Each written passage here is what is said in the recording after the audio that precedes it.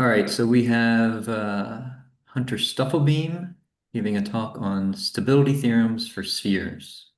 Uh, Whenever you're ready, Hunter. All right, thank you. Thanks, Paul. Yeah, thank you so much for having me. Thanks to you and Paul and Bo for organizing, all the organizers, Ed and Christina. Yeah, it's a pleasure to get to talk to you and share some of this.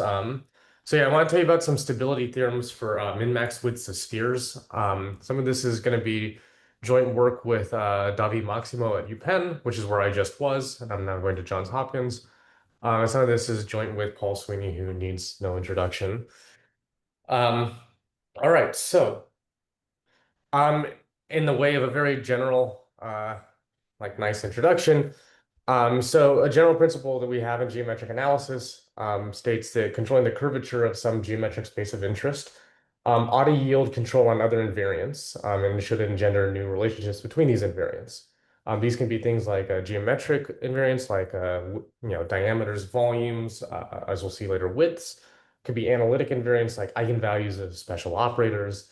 It could be topological invariants, like Betty numbers, fundamental groups, so on and so forth. Okay, so in accordance with this principle, there are many results that tell us many nice things, and it's sort of these are well exemplified by comparison rigidity and almost rigidity theorems, which we're going to see a lot of, or we have been seeing a lot of course. And so the goal in any of these sorts of theorems is that we're trying to study a given space X, which is given to us, subject to certain curvature conditions that may come from physics or from some interesting or relevant mathematical background. And we would like to understand this object by making measurements on the object. And how do we understand the measurements? Well, we compare them to the sort of measurements that we would make on something we understand really well. So a comparison theorem takes the measurements you make on X and then compares them to the exact measurements that you would make on something you understand really well, like a constant curvature, simply connected space, something like for instance, something like a Euclidean space, a round sphere, or a hyperbolic space.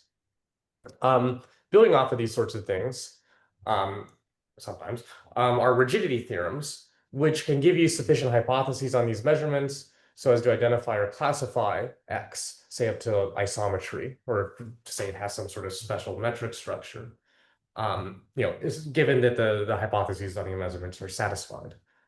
And once you have something like this, it's very natural to ask if there are effective versions of a rigidity theorem or like continuity versions. You may even call them epsilon delta versions of these theorems, which sort of get at the following question, which is quantifying or qualifying how nearly a rigidity theorem can hold if the hypotheses are only approximately satisfied. So if you have some sort of uncertainty in the measurements or you have some slop in the measurements, but they're very close to being what you need to invoke a rigidity theorem, an almost rigidity theorem can tell you how badly you missed the mark of rigidity, how nearly isometric you are to a model space, or how nearly you have a certain structure, for instance. All right. So a common theme in all these results, and certainly in the talk that in the work I'm going to tell you about, for such things, is quantifying how a positive lower bound on curvature controls the size or complexity of a space from above. So the sort of motto is that something with positive curvature should have complexity bounded above, where complexity could mean many different things. But so, for example, here, in the very nice case that we're all familiar with, we think about closed surfaces, closed Riemannian surfaces with Gaussian curvature at least one, then everything you could possibly want to be bounded is, of course, bounded. Diameter is bounded by the diameter of the round two-sphere, and there's a nice rigidity statement here that says that if the diameter is as big as possible, then you have to be isometric to the round two-sphere. Same thing happens for volume. You get this out of Gauss-Bonnet. The volume of such a surface is always bounded above by the volume of the round sphere in 2 dimensions with an equality statement. Topology is bounded as well. From Gauss-Bonnet, you can tell that any such thing is going to be either a sphere or a projective plane. And once you have all these nice rigidity theorems, there are many other things about eigenvalues, so on and so forth. This is just a sampling. You could also ask about almost rigid versions of these things. And it turns out that there are some, and they come from Alexandrov theory, which I'll say a little bit more about later. And Alexandrov theory can tell you that, in this sort of regime where you have a closed surface with positive Gaussian curvature, if the diameter is almost pi, then you have to be close in some reasonable sense to a spherical suspension. something that looks like a football, perhaps. I'll illustrate that later. Or if the volume is close to its maximum possible value, then you can tell that the surface has got to be close to the round 2 sphere. Again, in some nice sense. All right, so the natural question is, once you know everything you want to know in 2 dimensions, to these ends, you can ask what happens in higher dimensions. And the sort of results you get obviously depend upon a lot upon how you actually ask this question. So in particular, it depends upon the curvature tensor you bound. If we consider Riemannian manifolds with Ricci curvature bounded below by that of the n-sphere, many similar nice results hold. A lot of the same names show up here: Bonnet-Myers, Bishop-Gromov, Rabada for eigenvalues, Bachner, et cetera, et cetera. Lots of names here. There's some almost rigidity results in here too. But a lot of nice things are known, kind of similar. But in this talk, I want to stab at the scalar curvature sort of situation. So if we consider a Riemannian manifold, an n-manifold, with scalar curvature at least n times n minus 1, which is, for my normalization, that'll be the scalar curvature of the round unit n-sphere. The solution's very different. And we'll talk about that in a second. But just to remind you first, we recall that the scalar curvature of a manifold, this has probably been defined a bunch of times, so I'll keep it short, but it's just a function on the manifold. And what it does is, if you take any point, you want to compute the scalar curvature at a point, what you do is you take the metric ball of radius r, or a small enough radius r, compute its volume, Taylor expand that in the radius, and the scalar curvature at the point, at the center of the ball, is a leading order deformation term in this Taylor expansion. So scalar curvature is supposed to be infinitesimally controlling the volume of balls in your manifold, which makes it somewhat of a weak invariant. Since this is only really holding for small enough r, it doesn't really globalize that well. But so it's natural to ask, what is its control? And in one direction, scalar curvature is quite weak. Especially the condition of positive scalar curvature is still quite weak. And you can see the sort of plethora of things that can happen by playing around with this tool, Gromov-Lawson tunnels. So Gromov and Lawson and Chain-Yao proved that connected sums of manifolds admitting PSC, positive scalar curvature, also admit metrics themselves after you do the connect sum that also have PSC with a slightly lower bound. And to see what you can sort of do with this, you can break all of these nice things that were bounded in 2 dimensions as soon as you go up to 3 dimensions and start talking about scalar curvature. So for a Riemannian manifold, I'm going to do an example with M3. That's why there's an N. There's a 3 right here. But for any Riemannian manifold of dimension n bigger than or equal to 3, this is a typo, with scalar curvature bounded below by the scalar curve, just positive scalar curvature, we can always normalize so that the lower bound is n times n minus 1. All of these nice geometric invariants that I mentioned earlier, diameter, volume, and then the topology, can be unbounded. So to illustrate this in 3 dimensions, you can start with a round sphere that emits PSC, of course. You can connect some on a bunch of smaller spheres here that all have PSC. This thing has PSC by the Gromov-Lawson theorem. You can also add in some topology. You can add in some S2 cross S1s. You can add in some space forms too. You can add some lens spaces, for instance. And if that wasn't bad enough, because you see here that now the topology can become unbounded, diameter can certainly become unbounded. You can also add in little tentacles that fly around, little antennae, which really show that all these things can just break apart. So this ends up being this sort of generic picture of a 3-manifold with PSC. And the situation is pretty wild from the point of view of all these invariants. So it's natural to ask, on n manifolds for n bigger than or equal to 3 with positive scalar curvature, what on earth is actually controlled?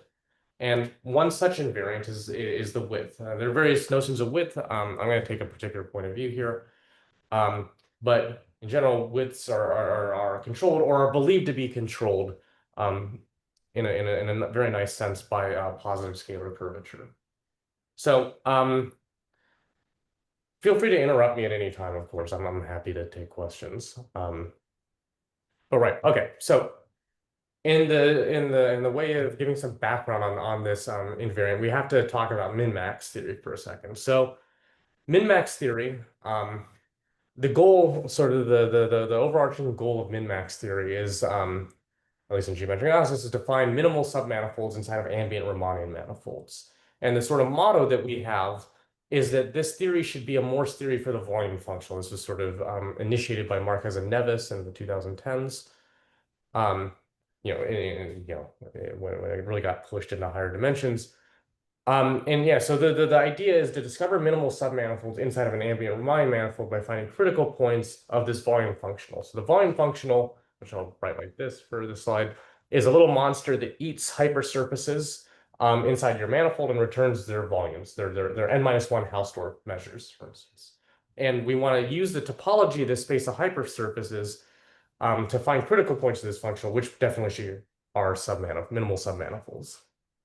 So this was initiated in 1917 by Birkhoff, who used one-parameter families of curves that scanned out surfaces to show that, in particular, for every Riemannian two-sphere, there is a closed geodesic inside of that two-sphere. Sort of using this idea of Morse theory for the volume. Lusternick and Schnirelman and Grayson later, using different methods, improved on these techniques to show that there are a couple, at least 3 closed geodesics on every Riemannian two-sphere.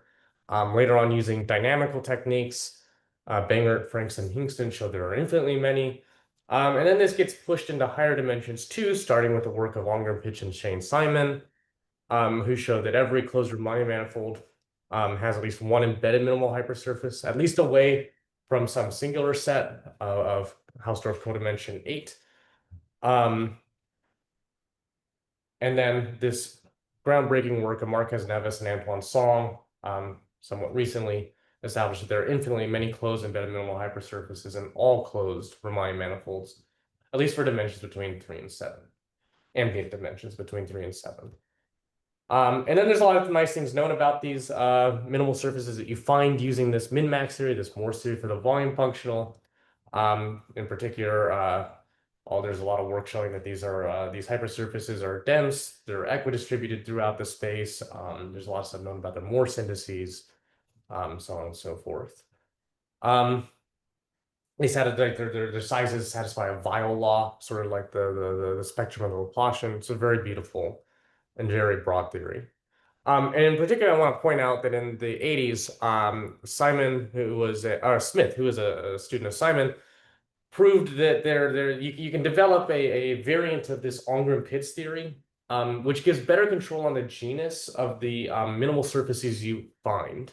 So if you're trying to do 3-dimensional topology and you want to study Hegardt splittings, you want to find canonical Hegardt splittings, you want to produce minimal surfaces using these ideas, but you want to know something about their geni. And so Simon and Smith developed a theory that gives a better control on that topological property of the minimal surfaces you produce. And this is sort of going to be the theory that we talk about in our work here, is this Simon-Smith min-max theory. And also this Birkhoff theory. The Simon-Smith almost, to me, feels like a 3-dimensional version of Birkhoff's approach in some respects. But so anyways, this is a glaringly short historical overview of min-max theory. There's a lot more to say there, but I just want to sort of introduce the broad history of it, an idea. So out of this theory, we get our invariant, the width. And so heuristically speaking, the width is defined in the following way. So we'll think about 2 spheres or 3 spheres throughout the rest of the talk. So let SNG be a Riemannian 2 or 3 sphere. And then what we're going to say is its width is supposed to be the smallest number so that our sphere can be continuously scanned by a topologically non-trivial family of respectively closed curves or 2 spheres that sort of move across, again, continuously. They sort of see the whole manifold. And the special property we want is that the lengths and areas of any such scanning family never exceeds the width. So the width is the smallest number so that you can sweep out your manifold. You can sort of scan the whole manifold by a continuously varying family of these curves or spheres so that the lengths or areas don't go above that number. So to define this sort of literally and give you a picture, a little animated picture. So first in dimension 2, consider a Riemannian 2-sphere. The width is a min-max invariant. It's an infimum over a supremum. So here what we're doing is we're infimizing over a class of sweepouts that I'm going to write like bracket sigma for the homotopy class of a sweepout. I'll say what this is in a second. But so in each sweepout, we take the longest curve in that sweepout. So the sweepout is, again, a family of curves In each sweep out, we take the longest curve in that family, and then we infamize over all sweep outs. So what is a sweep out? A sweep out is a non-contractible element in the fundamental group of the space of integer one cycles in the sphere. So what this means in picture. So here we're going to start with our Riemannian two-sphere. And we start our sweep out with two little point curves. I'll call them sigma 1 and sigma 2. And what I'm going to do is I'm going to try to start filling in the manifold by these curves. So for all t, sigma t is supposed to be a little closed Lipschitz curve. Think closed Lipschitz curve. And as t moves on, these curves sort of sweep out across the manifold in a way that's continuous. And then we want this family of curves to sort of see the whole manifold in a topologically non-trivial way. So the way we phrase this is that the induced map from the interval times S1 to the two-sphere S2, we want that to have degree non-zero. So this thing has to close up on this other point here.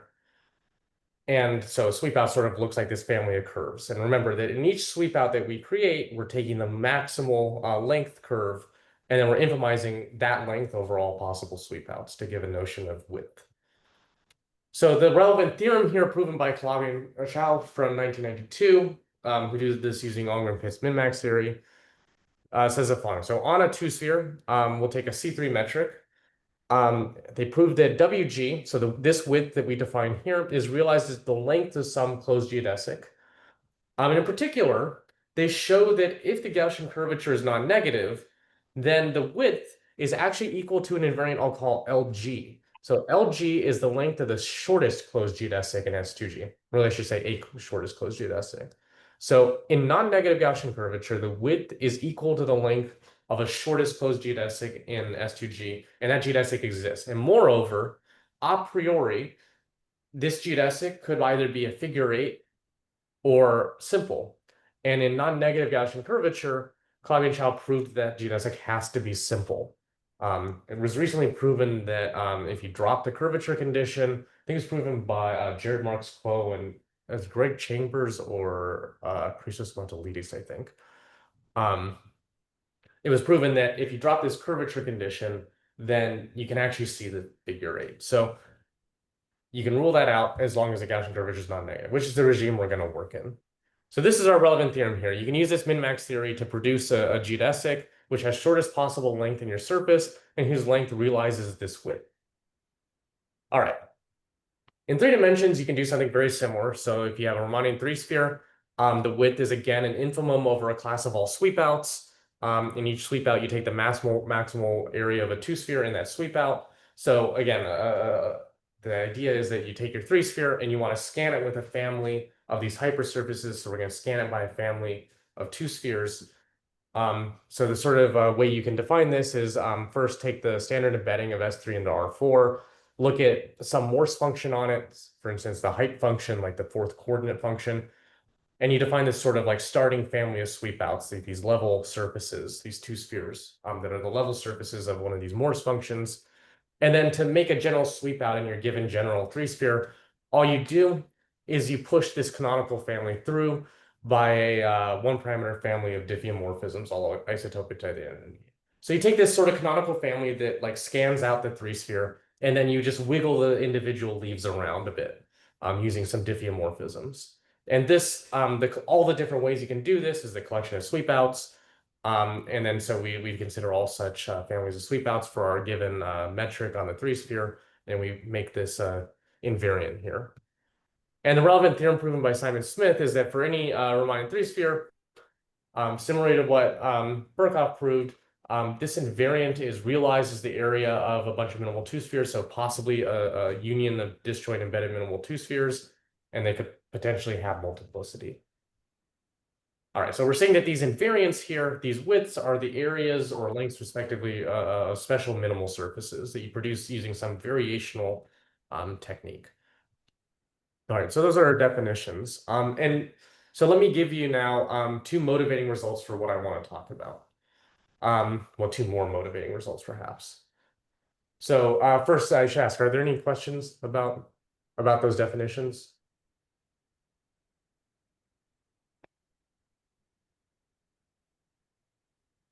Okay, cool. Again, interrupt me at any time. So two motivating results here. So first of all, in the 50s, Victor Topanagov proved the following theorem concerning what I'll call these convex two-spheres in this talk, a Riemann two-sphere with Gaussian curvature bigger than or equal to 1. So on any Gaussian two-sphere with curvature at least 1, or sorry, for any Riemann two-sphere with Gaussian curvature at least 1, they're the following holds. So first of all, there's a comparison result, which says that any simple closed geodesic in the sphere has length bounded above by 2 pi. And of course, 2 pi is you should think of as the lengths of the simple closed geodesics in the round two sphere, the great circles. And in particular, that says that the length of a shortest closed geodesic on this S2, which is, as we just noted, that's equal to the width by Birkhoff's theorem. The width is bounded above by 2 pi. Now, there's a rigidity result here as well, which says that equality can occur for some geodesics. So you have a simple closed geodesic of maximal possible length 2 pi, if and only if you're isometric to the round two sphere, just globally on the nose. And it's interesting, of course, natural to ask what happens in higher dimensions. And a result to this sort of tune was proven in 2012 by Marquez and Neves, who looked at Riemannian three spheres with Ricci curvature positive as an important technical curvature condition here that you need. And the main curvature condition, really, the geometric one, is scalar curvature at least 6. So curved at least as much on average everywhere as the round unit three sphere. So for any such Riemannian three sphere, Marquez and Neves proved that there exists a special S2 inside of that three sphere, an embedded minimal Morse index 1-2 sphere, whose area achieves this Simon-Smith width and which is bounded above by 4 pi. And of course, you should be thinking of 4 pi as the areas of the equatorial spheres in round S3. And there's, of course, a rigidity result associated with this, which says that equality can occur, meaning you have some one of these distinguished two spheres inside of your three sphere of maximal possible size 4 pi, if and only if globally the S3G you're studying is just isometric to the round one. All right, and so naturally, of course, I want to stab at the almost rigidity versions of these things. So the first question I'd like to pose is there an almost rigid version of this Topanagov theorem? And on the nose, this would take the following form. So if you have a convex two-sphere and some simple closed geodesic of large length, so epsilon close to its maximal value of 2 pi, then I would ask if there's some nice sense in which this sphere is close to the round one. And on the nose, this is definitely not true. So for some counter, except in the topological sense. So to get some counterexamples here, you can take your favorite ZK action on the round sphere. I'm going to quotient by that ZK action to get a little good football orbital fold like this. And what I can do is I can smooth that out by gluing in some tips carefully. To get a smooth convex two-sphere, I can rescale a little bit. And what we end up getting at the end of this process is we get a rotationally symmetric metric. So its meridians are simple closed geodesics. They have length as close to 2 pi as you want. This little highlighted orange curve is like this black curve in the diagram right to the left of it.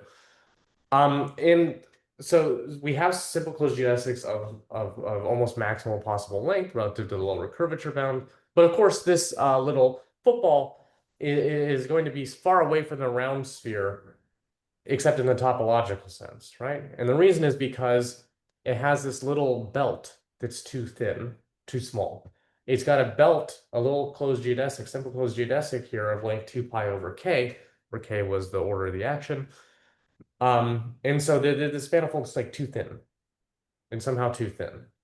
But this suggests the sort of right way to ask like a positive question, which is if we have a convex two-sphere and we ask that its width is almost 2 pi, so the shortest length of a closed geodesic, which is the same as this Birkhoff width, if that's the case, then we rule out this little green belt here, and then we can ask, well, is that enough to get a nice closeness condition?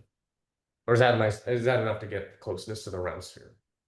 And that dovetails nicely with the higher dimensional version, which loosely stated says something like this. So is there an almost rigid version of Marquez and Neves theorem? Namely, if I have a three sphere with scalar curvature at least 6 plus potential other technical curvature conditions like Ricci positive, And if it has width close to 4 pi, its maximal value, or some other related width-like invariant, then I would like to ask, is that enough to get that the whole three sphere is somehow close to the round one? All right, so let me tell you the main results now. So first of all, together with Davi Maximo, we answered the question, the Toponaga question, optimally in the affirmative. So the game is this. You give me a delta, I give you an epsilon in return, so that for any convex two-sphere that has length epsilon close to 2 pi, then the C0 Cheeger-Gromov distance between our sphere and the round one is as close as you wanted. So the C0 Cheeger-Gromov distance, if it hasn't been defined yet, is a strong, relatively strong notion of distance between Riemann manifolds. And then the way you compute this is you choose an atlas of charts for S2, and you look at G and G round in these charts, and you ask whether or not they're close on the level, like C0 close on the level of sections of a matrix bundle. So you're saying that basically the components of G and G round are C0 close over the whole manifold. It's a very strong notion of being close. In my mind, it implies Gromov-Hausdorff convergence. It implies intrinsic flat convergence, for instance. And it's optimal in the sense that the hypothesis you put in here is a hypothesis on the lengths of curves. So you get a C0 hypothesis, you're asking if the width is big, and out of it you get global C0 closeness to the round sphere. The next result, I'm going to highlight what's different in red. So in 3 dimensions here, I can prove the following theorem, and a bunch of theorems sort of like this that have slightly different hypotheses, but use more or less the same techniques. This one's just kind of nice to write down. But so the sort of general idea is you give me a delta and a parameter v. I give you an epsilon in return for those, so that if our Riemannian three-sphere satisfies Marquez-Nevis's curvature condition, so Ricci positive and scalarly 6, if we ask that this three-sphere be uniformly non-collapsed at unit scale, so if we look at the volumes of balls of radius 1 about all points, if I ask that those always have at least v volume, and if I ask that the Simon-Smith min-max width is epsilon close to 4 pi, then that's enough to show that the measured Gromov-Hausdorff distance between our sphere and the round one is as close as wanted, as desired to begin with.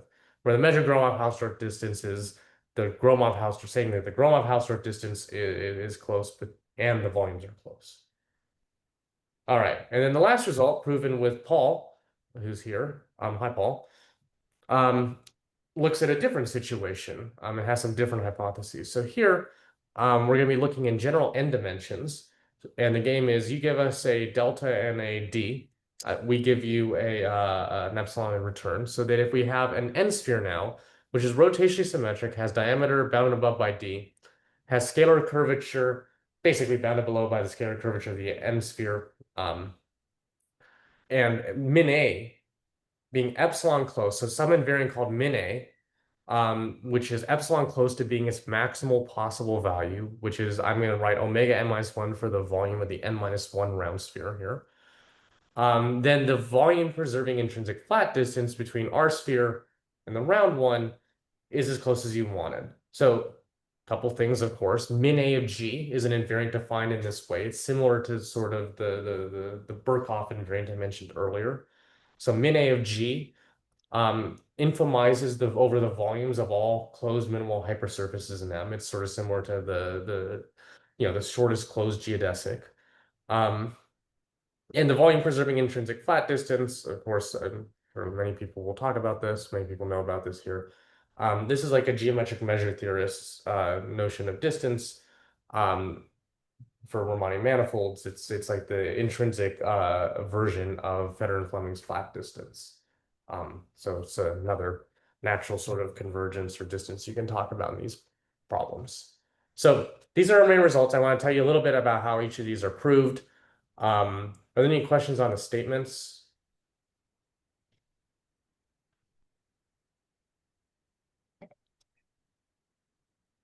Okay. So this is a conference on scalar curvature and convergence. Naturally, all of these are proven using some sort of convergence theory. So a general framework in which all of these proofs occur is the following. So our goal here is to prove an almost rigidity statement, which will have this following sort of general form.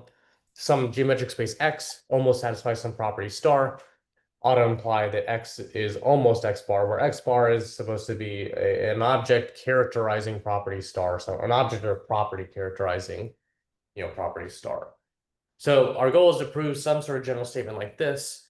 And a possible approach is to take a contradiction approach. So supposing not, we would get a sequence of data, xk, which get closer and closer to realizing and witnessing property star, but which remain boundedly away from the model object or model property. So step one in this sort of framework could be to try to show that the x and the xk here, so our data, our counterexample sequence, would-be counterexample sequence, converges to some object x infinity, some a priori weak object x infinity. And step two would be to try to analyze this object. And for the sake of contradiction, it'd be really nice if we could show, for instance, that x infinity is just the model object. Of course, that gives a contradiction because we're supposed to be assuming that the xk don't get close to x bar, but they are converging to x infinity. So if we show that x bar is x infinity, then bada bing, bada boom, we're done. So we need two big things to carry out a program like this. First of all, we need a compactness and convergence theory for understanding what it means for our sequence of data xk to converge to something. We need to understand what that something is. And then once we do that, then we need tools for doing analysis and geometry on weak objects like x infinity. Because x infinity, if it's a priori singular, which is sort of like the nature of the game when you do this, often the methods of classical differential geometry, PDEs, they're not supported on a space like x infinity. So we need to come up with some synthetic or weaker approaches to doing analysis and geometry. And the thing that's kind of cool about this area that I really like is that this is a very sort of idiosyncratic process. This has to be addressed sort of by hand in each case that you look at. So yeah, the proofs of these three results that I told you, even though they have like very similar sort of statements in a moral sense, when it comes to proving them, the proofs are very, very different and involve like a lot of different machinery. Right. So let me tell you about these results in the last like 20 minutes here. So first of all, I want to gesture how we prove this theorem about two spheres. So this is the theorem with Davi, which, okay, so I'll remind you the game is you give me a delta, I give you an epsilon, so that if the convex two-sphere has width close to being 2 pi, then the C0 Cheeger-Gromov distance between our sphere and the round one is as small as we wanted. So for the sake of contradiction, we're gonna obtain a, we're gonna suppose not, we're gonna get a sequence of two spheres, S2GK, they're convex. They have the shortest closed geodesic in S2GK has length bounded below by 2 pi minus 1 over k, say. And we're going to suppose that all of these S2GKs remain at least delta naught away from the round sphere for some positive delta naught in the C0 Cheeger-Gromov distance. So we need a compactness and convergence theory to take a limit of this sequence of would-be counterexamples. And then we need to understand that limit in accordance with this framework. And so here what we do is we utilize the theory of Alexandrov spaces. And so the sort of quote-unquote definition I'll give you for this is that an Alexandrov space is the following thing. So we say that, so you're going to fix some parameters, a kappa, d, and n.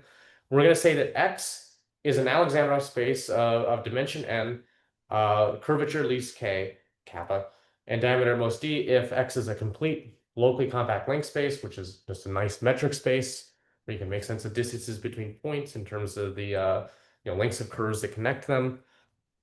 We want the Hausdorff dimension to be n.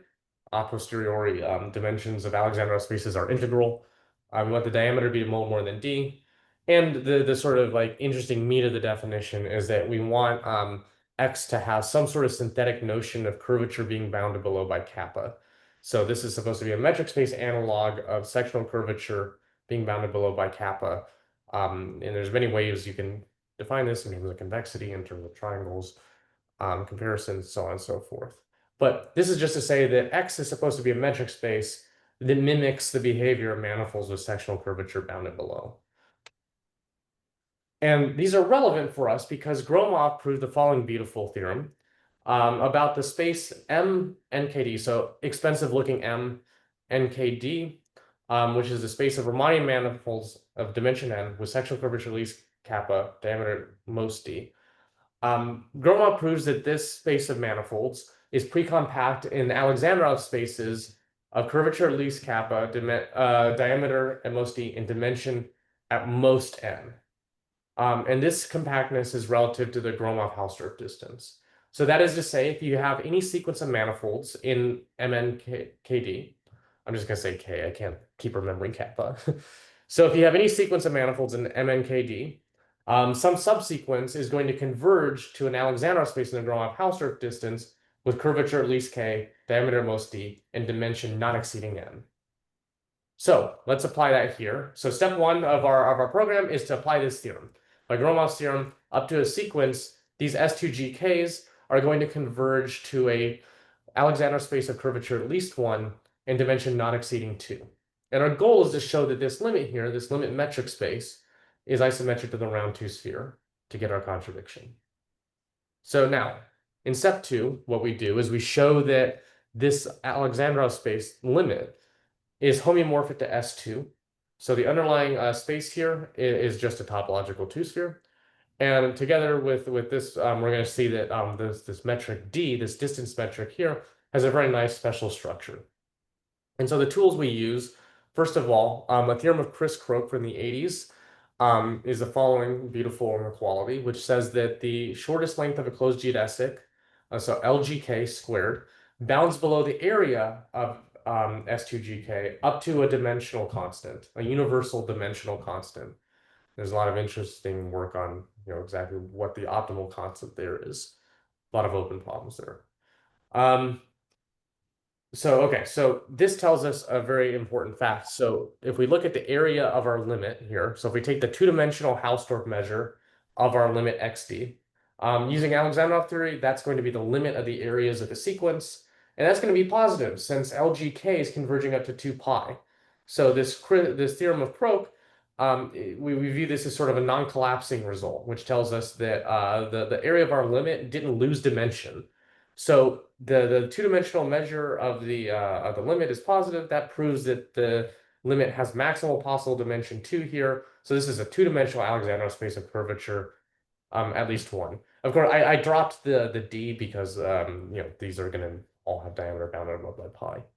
So thus, because we know that the limit didn't collapse in dimension, we're allowed to invoke this famous Perelman stability theorem, which says that if you have a sequence of Alexandrov spaces and they converge to a limit of the same dimension, then at some point, all of the Alexandrov spaces in the sequence are homeomorphic to the limit. And since our sequence is a sequence of 2 spheres, our limit is a 2 sphere. All right. Once we get that, we can now apply a theorem of Grove-Peterson from 2022 to identify this special metric structure in D. So now we know that the limit is a topological 2 sphere, but now we want to figure out which one. So step 2 continued. This theorem of Grove-Peterson from recently is about Alexandrov spaces, a dimension n, curvature at least 1, with non-empty boundary. And what they were trying to understand is how big the boundary can be. It's still a big open problem in the field whether or not the boundary of an Alexandrov space is another Alexandrov space. But sort of a partial step in this direction that sort of suggests that this might hold is the following result, which says that if you have an Alexandrov space with of curvature at least 1, dimension n, non-empty boundary, then the boundary of this Alexandrov space can't be bigger in volume than the n-1 round sphere, which is what would happen if the boundary was an n-1 dimensional Alexandrov space of curvature at least 1. So at least they can show that the volume comparison holds. And in particular, equality holds if and only if the Alexandrov space you start with is what's called an Alexandrov lens. So I'll write this as ln alpha, ln n is to the dimension, alpha is an angle between 0 and pi. And these things are just defined as that intersection of hemispheres on round Sn, which make an angle of alpha. So here I've drawn a couple of them in 2 dimensions. I'll say L alpha and L beta because I'll address that in a second. But these Alexandrov lenses look like these sort of lemon rinds, these spherical moons. And in 2 dimension, they've got, there's a nice way to describe their structure by taking an interval of length between 0 and pi and just doing a suspension over that interval. So you can write this as a warp product metric. And so our claim here is that our limit to sphere, our limit S2D, is just some gluing of two Alexandrov lenses, L2 alpha and L2 beta. So I would be taking this red lune here and gluing it to this purple lune along some length-preserving identification of their boundaries. In general, if I have two Alexandrov spaces with isometric boundaries, I can always glue them together along any isometric identification of the boundaries that I want and get another Alexandrov space. So how are we going to do this? Well, what we're going to do is we're going to utilize the geodesics. So we're going to take a simple closed geodesic in each one of the counterexamples, S2GK, and their lengths are converging up to 2 pi. So what we do is we push this all into the limit. We show that the gamma k's converge to a simply closed, what's now going to be a quasi-geodesic of length 2 pi in the limit. And then what we're going to do is we're going to take this special curve that we got as a limit. We're going to cut open the limit surface along this simple closed curve to get two hemispheres, two disks. And because of the convexity properties here, we see that each of these disks is an Alexandrov space in its own right. Each of the disks is a two-dimensional Alexandrov space of curvature at least 1, and the boundaries have length 2 pi. So that lets us apply Grove-Peterson to conclude that each half of the limit that we got from cutting along this limit geodesic is going to be some lens, some little spherical lune like this. So our limit looks like some, gluing of this red thing and the gluing of this purple thing. Okay, so step 3 now. Okay, so at this point we know that our limit is a gluing of these things. And so our goal here is to show that the lenses have angles, maximal angles, both equal to pi, because if both of these lenses have angles pi, then they're just hemispheres, and you're gluing two round two hemispheres. In that case, you just get a round two sphere out of that. So our sketch of this proof here is to suppose not. So suppose without loss of generality that say L alpha has an angle which is strictly less than pi.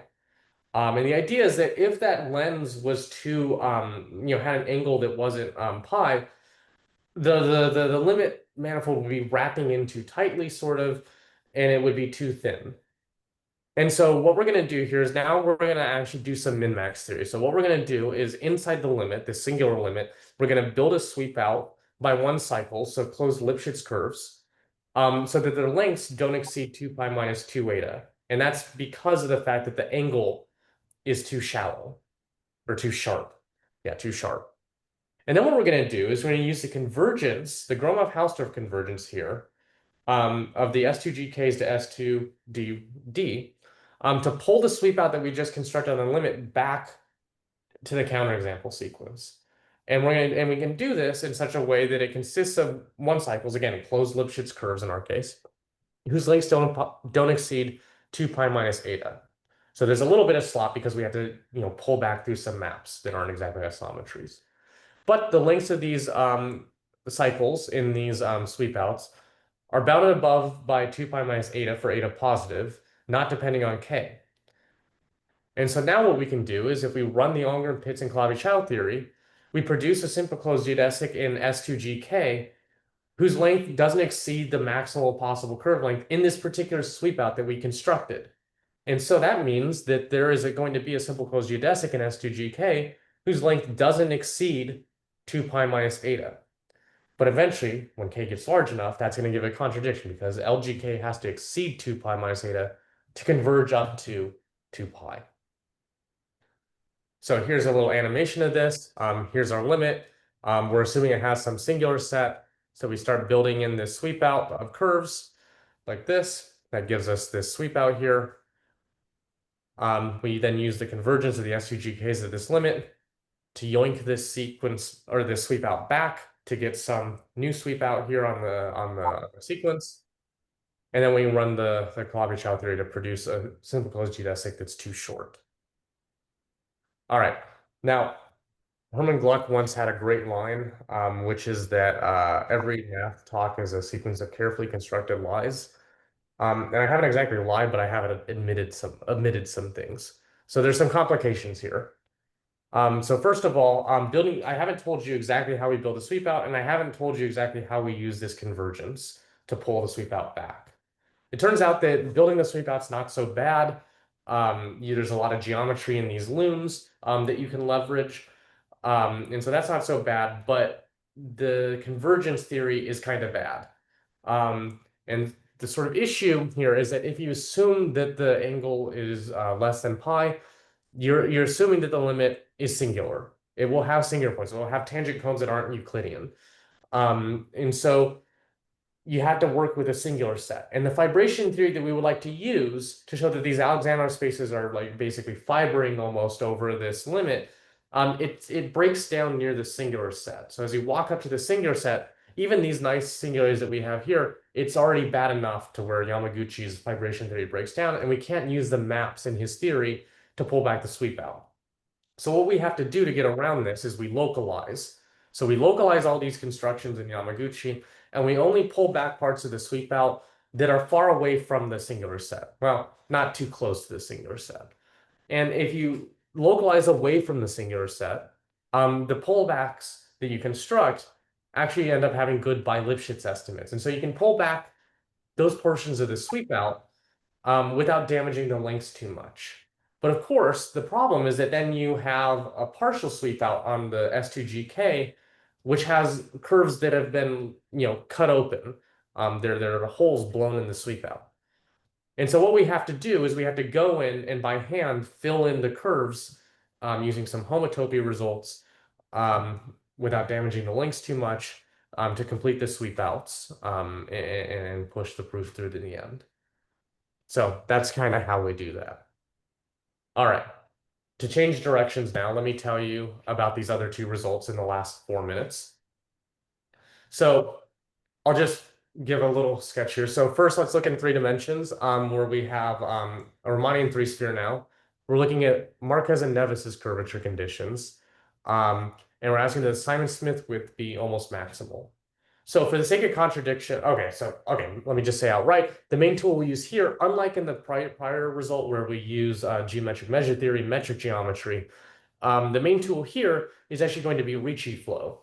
And we're going to use the Ricci flow to uniformly regularize the sequence of counterexamples as well as their limit space to identify the limit space.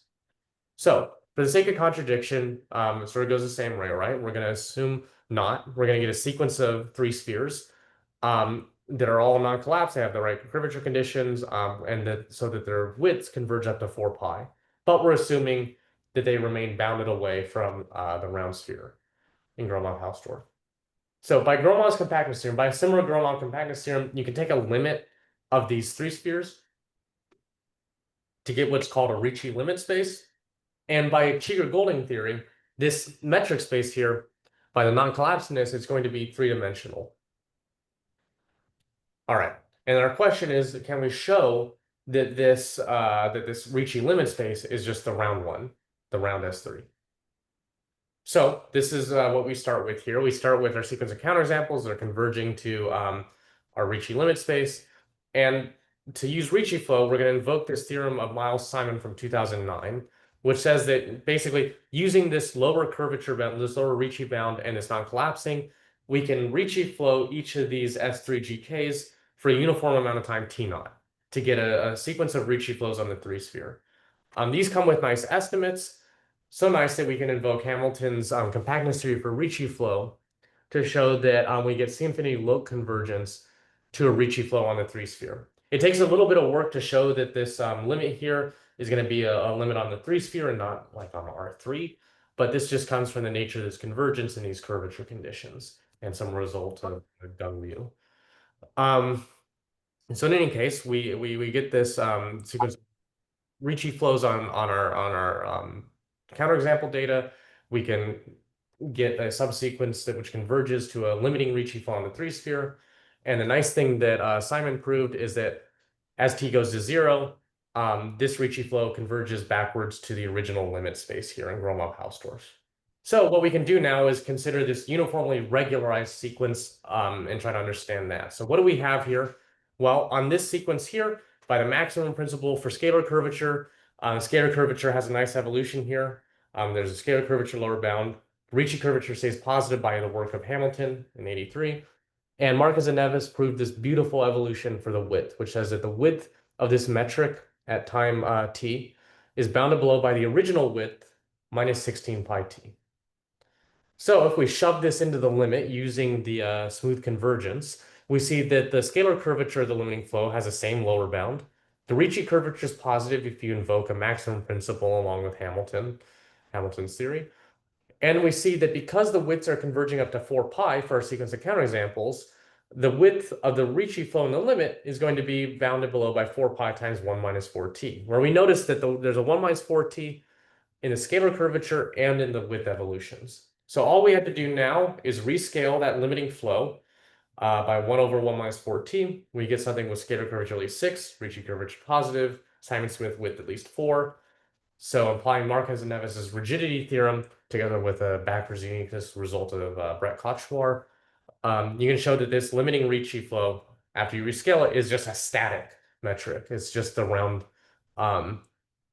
metric on the sphere. So now if we multiply that as 1 over minus 4t, this is what our diagram looks like now, our little quote unquote commutative diagram. So our limiting Ricci flow here is just like the Einstein flow coming out of the round metric. And as we let t go to 0 in this orange Ricci flow here, obviously this converges back to the round 3 sphere as a limit. And so there we get our contradiction.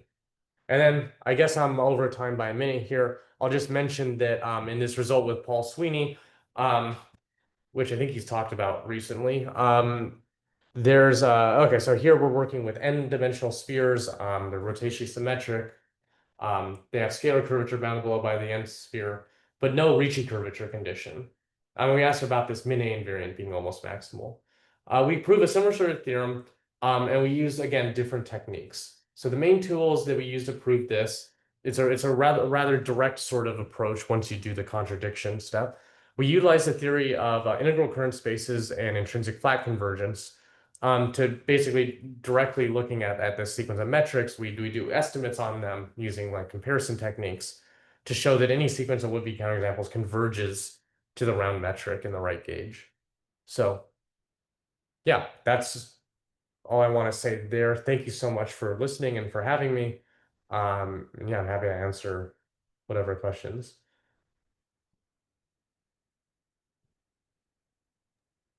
Okay, yeah. So is there any questions for Hunter? I'll also clap for you. Please clap moment. Jeb Bush reference. We've got to not do those. Okay, yeah. So any questions for Hunter before we move on or anything?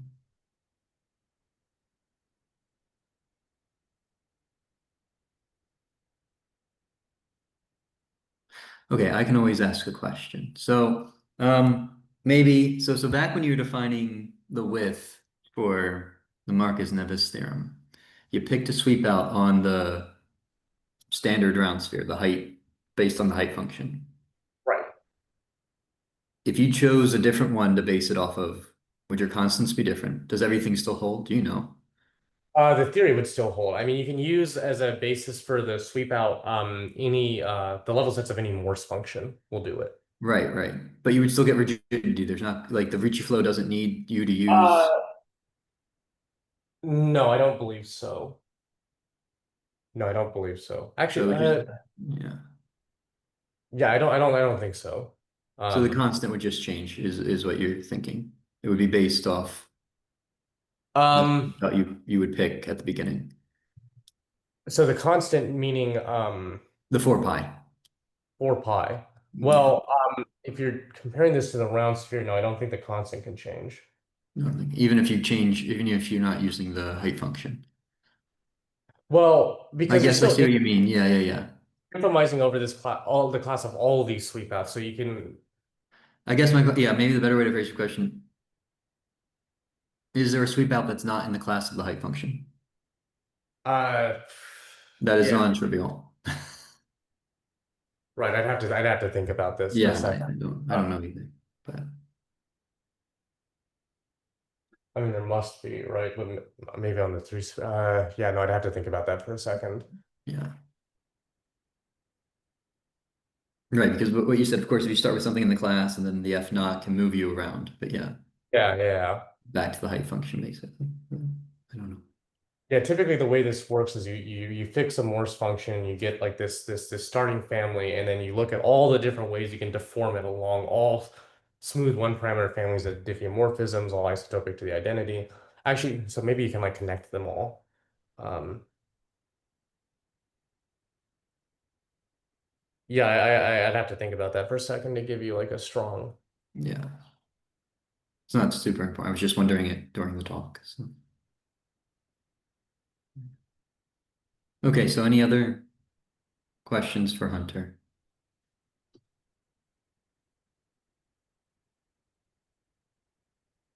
If not, let's thank the speaker again, and then we'll prepare for the next talk. Thank you very much. All right. So I think we can stop the recording now, though.